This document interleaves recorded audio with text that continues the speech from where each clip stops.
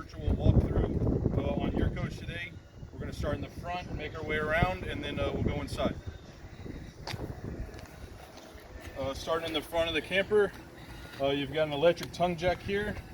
It has a little light, so at nighttime you can find the center of the coach when you're backing up and trying to load up. Right here, you have retract and extend that's going to lift and drop the front of the coach. Okay, so the coach is going down, and this is how you would lift the coach up. A couple safety features up front. You got safety chains. These are going to clip to the vehicle itself. There's a couple data tags that have a lot of information about gross weight and stuff like that. To store these, usually just kind of clip them, hang them behind the tongue jack. If you'll see this cord here, you have a breakaway, what they call a safety breakaway cable. If the ball was to come off the truck, the safety chains fail, this cord would be pulled with the truck and engage the brakes on the trailer to come to a slow and controlled stop. One of the last safety devices they have is the little coupler here. When the coupler's all the way back, this is when you would load the vehicle, slide the coupler forward, and then right here it'll be sitting flat. If you want to get on that, it'll be sitting flat. That's how you know it's in the correct position. You just put a safety pin here. Also in the front, you got two 5-gallon LP tanks. A little bit about it, you have a selector on your regulator, so it's an LP regulator, and it says supply with an arrow. So obviously right now we're pulling from this LP. Once this tank drains, then you would just flip it over to this side. Now it's going to be pulling from this tank, and you can go get this one refilled while the coach runs off that one. Right here you have a 12-volt battery. This is very crucial. When you're plugged in, it'll charge the battery. Also, there's a trickle charge from your truck that will charge to the battery while you're in transition to your next campsite or whatnot. After 9 volts, this will tend to not run any of the electronics. The electronics are going to be the microboards in your ACs, your refrigerators, your furnaces, water heaters, all run off 12 volts. So if your battery goes dead, those appliances won't work.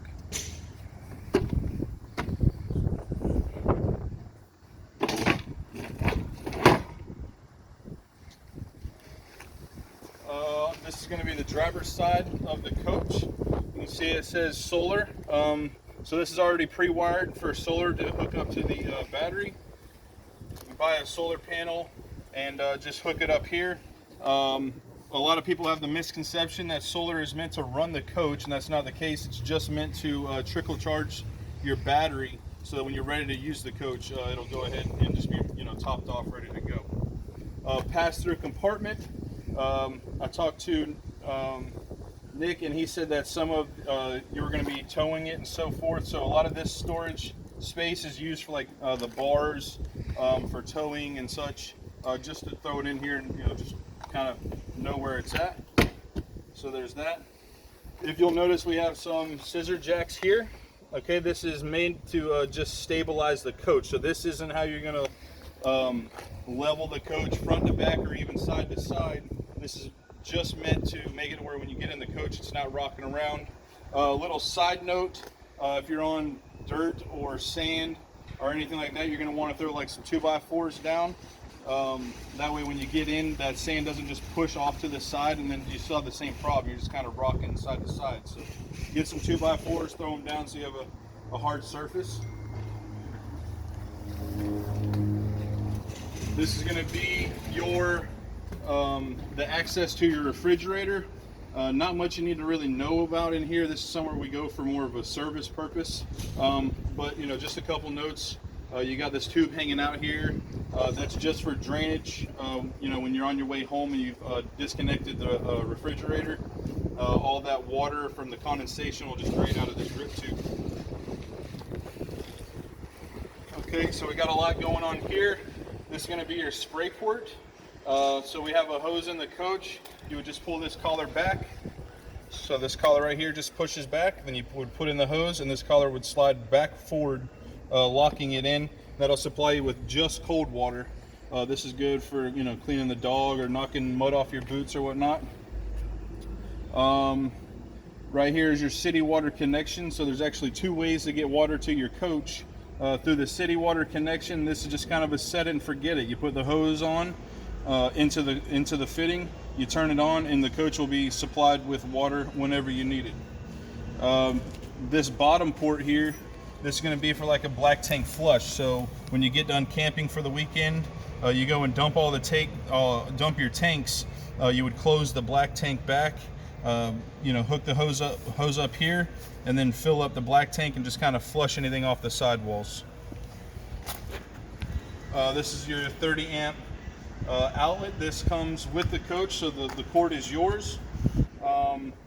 If you're going to be running this from your house, you don't want to run this off of just like a wall outlet in your garage. You're going to want to get an electrician to come out and hook up a 30 amp service at your house. Right here are your satellite and cable connections. Okay, and this is going to be provided to you from what we would call the post at the campsites. Satellite and cable just hook up here, and it shoots right into your TVs inside. You have about 10 minutes.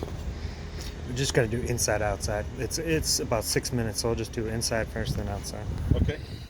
Or outside. So down here is going to be where you're gonna be dumping at. So you would hook up your hose here, and of course this runs to the septic tank or the park septic tank. And then these what we would call a dump valve, they have different colored handles. You'll notice that this one is gray, and then this one is black. Gray indicates wastewater, as far as like kitchen sinks, faucets, and your shower. And then black is of course going to be your toilet. The way you would want to do this is this would be closed, right? You're doing your thing, so both of these will be closed. And then you would pull this one, let all the feces and such run out of the hose, and then you would kind of flush the hose out with your gray water. That way you can handle it and not have poo on your hands, to say it kindly. On the back of your coach, we have a spare tire. This is held on with two 3/4 inch bolts, or nuts. That comes off. And you have all your running lights up top. If you notice, you have the Furrion backup camera. This is just pre-wired for you. If you wanted to, you can go online or come through our parts department, order that, and we can install it. It's already pre-wired. It'll take about 45 minutes to do.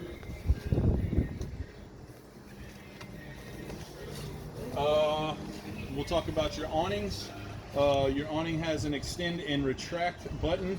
If you were to extend this any further, you can honestly roll it up backwards. So you want to, there's a little flap that will hang down to let you know that, hey, this is as far as I go out.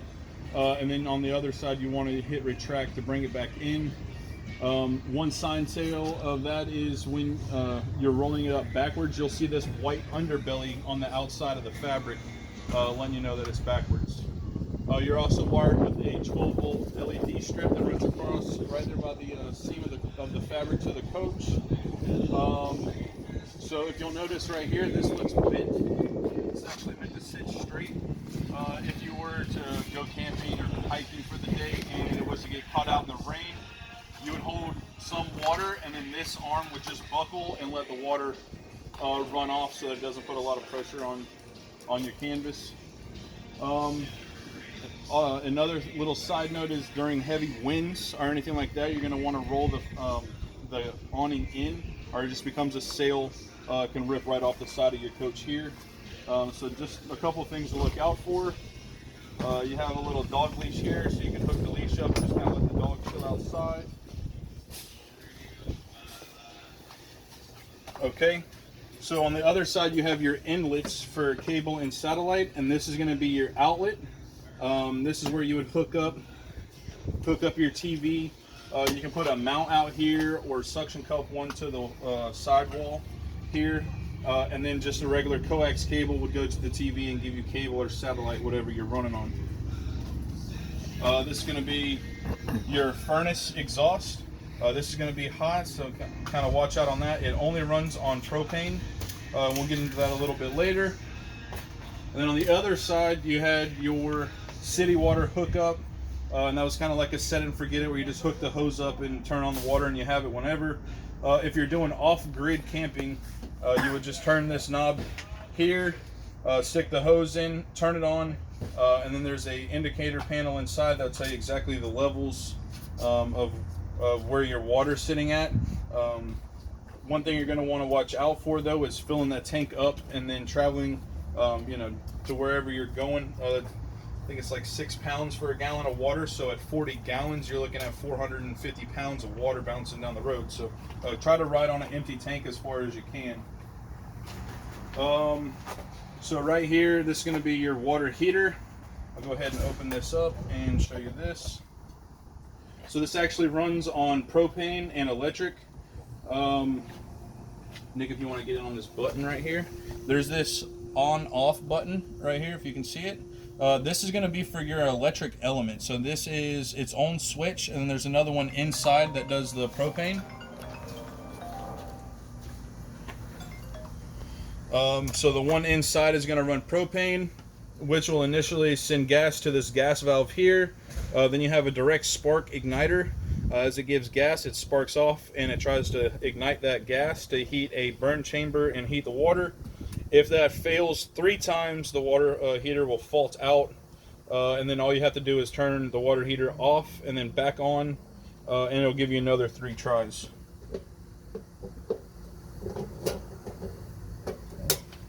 So there's that. And then up top here, you got 2 marine grade speakers, and those will be controlled from the inside radio.